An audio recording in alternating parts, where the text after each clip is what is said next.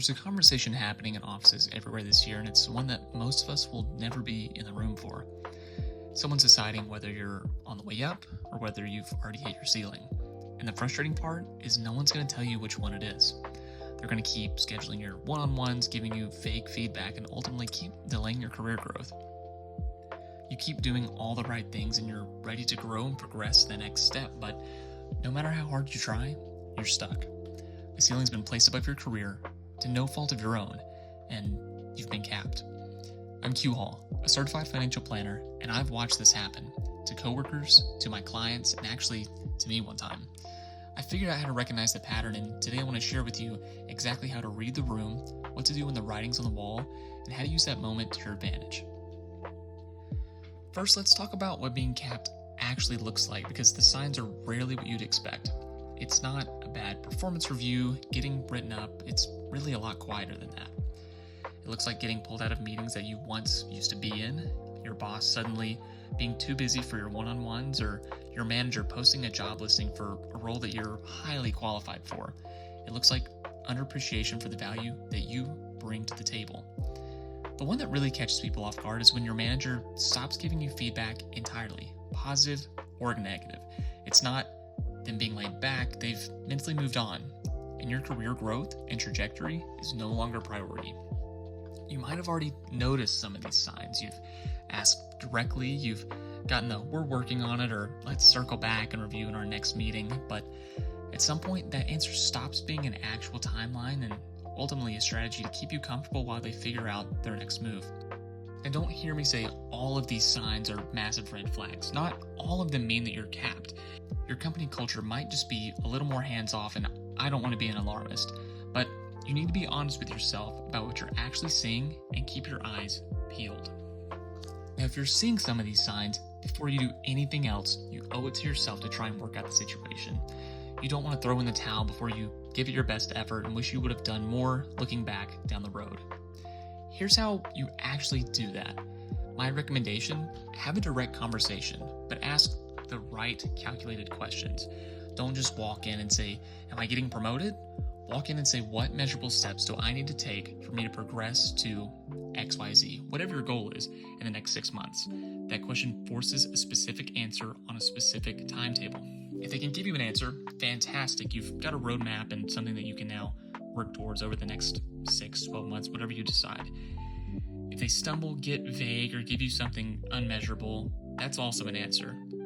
After that conversation, send a follow-up email summarizing what was said and thanking them for the open conversation. The key here is kind professionalism. Really what you're doing is you're keeping record of the conversation, so that 6 months from now, again, whatever your timetable is, you can revisit what was just discussed. And when you send this email, your manager or boss knows what you're doing. Some individuals don't enjoy that type of directness and, quite frankly, note keeping, but the key here is professional kindness. You do not want to come off as confrontational.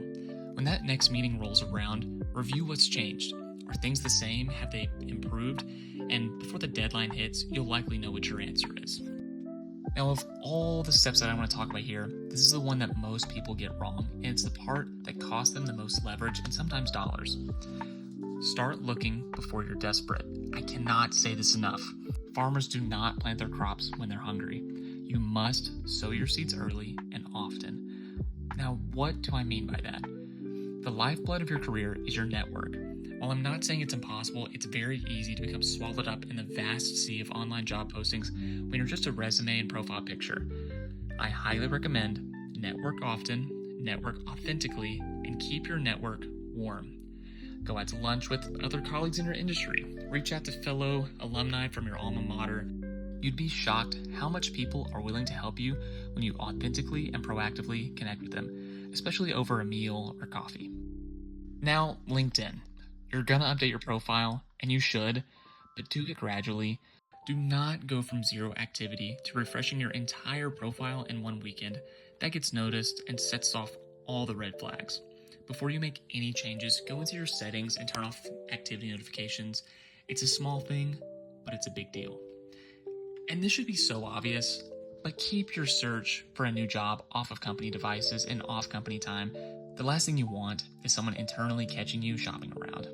Also, I'd be very, very careful who you tell. Not your work friends, not the colleague that you trust pretty well, not the person that you eat lunch with every day. Keep it to the circle of people that you can count on one hand, and none of them should be within an arm's reach of your company.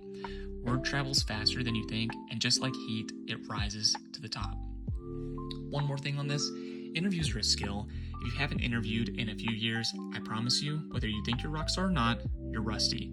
Start with the roles that you're less excited about and use those conversations to sharpen up before the ones that actually matter. Also, AI is a thing now. Ask your favorite AI to interview you for whatever job you're looking for and upload the job listing in your resume.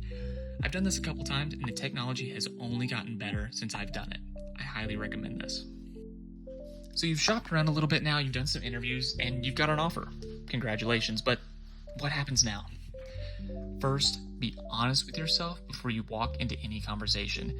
Do you actually want to stay at your job?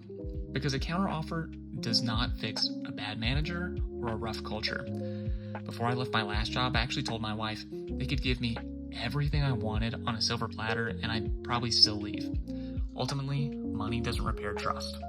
That being said, if you're genuinely open to staying and the company is genuinely worth fighting for, here's how you have that conversation. Do not walk in with an ultimatum. I'd recommend you walk in and say something along the lines of, I've been approached with an opportunity that I'm taking seriously, but before I make a decision, I just want to have a direct conversation about my future here. That's all. No threats, no drama, and you let them respond. You say something, again, along those lines, and do not say another word. It's uncomfortable, but you are now in the driver's seat. They've made you squirm around enough to look for another job. It's their turn now. If they come back with something real and you want to take it, get it in writing before you decline anything. But here's the honest truth about counteroffers. A significant portion of the people who accept them are gone within a year anyways. The underlying issue rarely goes away, and now the company knows that you were shopping. Trust has been broken, and whether you believe it or not, that changes things. If you've already decided that you're leaving, the counteroffer still matters. It validates your market value and anchors your salary negotiation at the new company, and it lets you cleanly close this chapter on your terms with your reputation intact. That last part matters way more than people think. Your industry is smaller than you believe it is, and the way that you leave your job has a longer memory than the work that you did while you were there. Break it off clean and make your best effort not to burn any bridges. Now, like I mentioned at the beginning of our time together, I got capped before. It was my first job. I came in as an intern. I did all the right things. I got my certified financial planner designation, and most days was first in the office and last out. But I got capped. It sucked. I was ready for the next step, but ultimately I was still viewed as the intern who came in fresh out of college. But here's the thing. I'm now at my dream job. I love my job so much. I love the people that I work with. I have no intentions on leaving anytime soon. I found a way out, and you can too. Here's what I want you to take away from this. The promotion that they'll never give you isn't a failure. Being capped is not a failure. It's a clear signal the job market can send you that it's time to go out and find what you're actually worth. 9 times out of 10, that number's higher than what's sitting on your current pay stub. You're not stuck. You're waiting for permission that was never coming. Go get it yourself. It's been Q Hall, and until next time, enjoy the fog.